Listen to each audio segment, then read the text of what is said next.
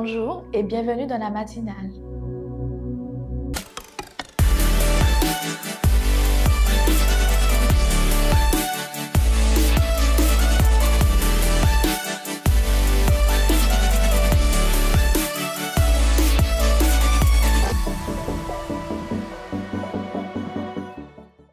Ce matin, nous irons dans le livre d'Exode. Exode 20 au verset 18, Tout le peuple entendait le tonnerre et le son de la trompette.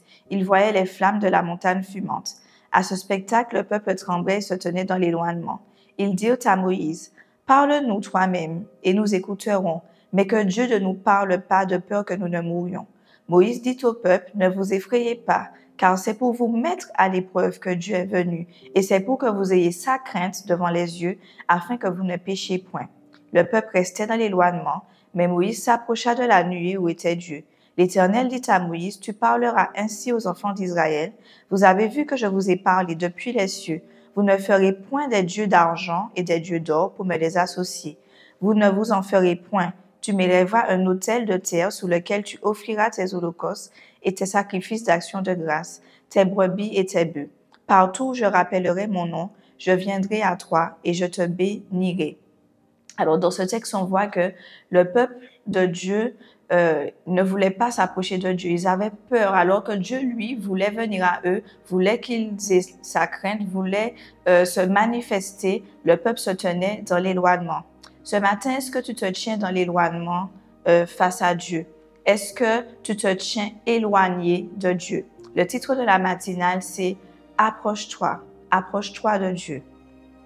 Peut-être que tu te tiens dans l'éloignement tout simplement parce que tu n'as pas le temps de passer un moment dans la prière, un moment dans la méditation de la parole. Tu te tiens éloigné de Dieu en fur et à mesure, tu ne ressens plus sa présence. Peut-être que tu as le temps, mais tu as trop d'occupations. Tu préfères passer ton temps à faire d'autres activités, à faire du sport, à te consacrer à tes activités professionnelles de grand nombre, etc. Mais tu ne prends pas le temps de t'approcher de Dieu.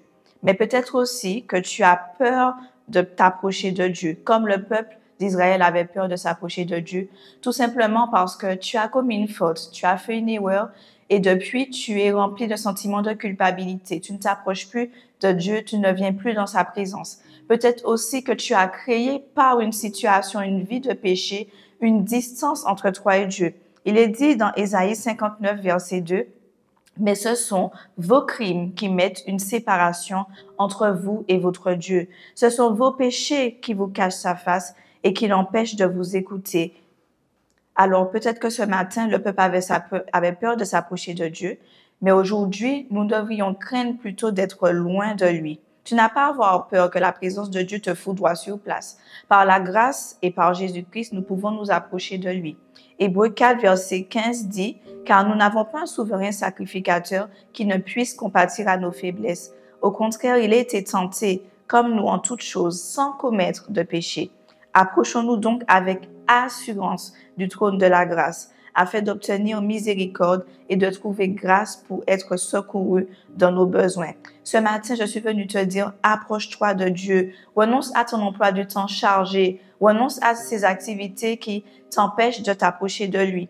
Et surtout, renonce à ton péché et à la culpabilité. Reviens en sa présence. Il est écrit dans Jacques 4, verset 7, « Soumettez-vous donc à Dieu. Résistez au diable et il fuira loin de vous. Approchez-vous de Dieu et il s'approchera de vous. Nettoyez vos mains pécheurs, purifiez vos cœurs, hommes irrésolus. » Alors pourquoi se tenir dans l'éloignement? Ce matin, rétablis la connexion avec le Seigneur. Pourquoi? Parce que lui aussi veut s'approcher de toi.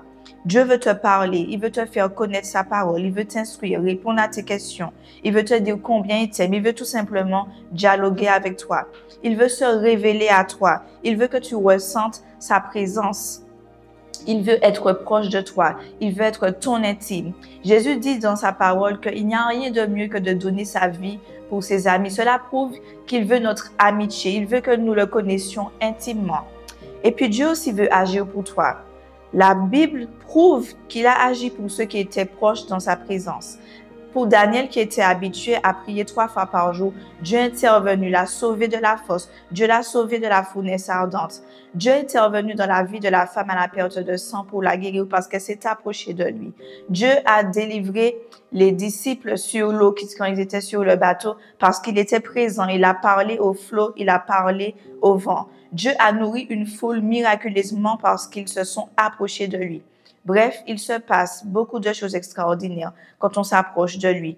Alors, il veut détruire tes peurs. Il veut te guérir. Il veut briser le joug de la maladie. Il veut renverser tes problèmes. Il veut te délivrer des attaques du diable. Il veut t'avertir. Il veut vaincre ton adversaire. Il veut te protéger. Et justement, dans tout ça, Dieu veut aussi te sanctifier. Et je dirais même plus qu'il veut te baptiser de son esprit. Maintenant, peut-être que tu ne connais pas le Seigneur. Je veux te dire que c'est le moment de faire la rencontre la plus extraordinaire de toute ta vie. Approche-toi de lui, même si tu ne le connais pas, parce qu'il veut te connaître, toi aussi. Alors ce matin, nous allons nous approcher de Dieu et nous allons lui dire, « Père, j'ai entendu ta parole et je ne veux plus me tenir dans l'éloignement. Je veux m'approcher de toi jusqu'à ce que tu te révèles. Je veux m'approcher de toi jusqu'à ce que tu agisses, jusqu'à ce que tu me parles, jusqu'à ce que tu me délivres, jusqu'à ce que je te connaisse, jusqu'à ce que tu deviennes mon ami, mon Père, mon Sauveur. Je ne veux plus me tenir dans la peur, mais au contraire, je veux m'approcher de toi. Alors ce matin, me voici, dans le nom de Jésus. Amen. J'espère que vous avez apprécié cette matinale. Je vous dis à bientôt. Au revoir.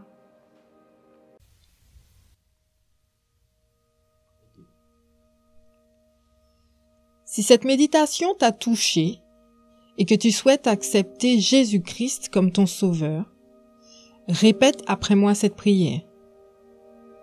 Dieu, je sais que je suis un pécheur et je te demande pardon. Normalement, la conséquence de mes péchés et de mes mauvaises décisions, c'est la mort. Mais je crois que Jésus-Christ a pris ma place sur la croix. Il est mort et ressuscité pour le pardon de tous mes péchés. Aujourd'hui, j'accepte Jésus comme le Sauveur et le Seigneur de ma vie. Merci Jésus de faire de moi un enfant de Dieu. Aujourd'hui, je m'engage à te suivre. Au nom de Jésus, Amen.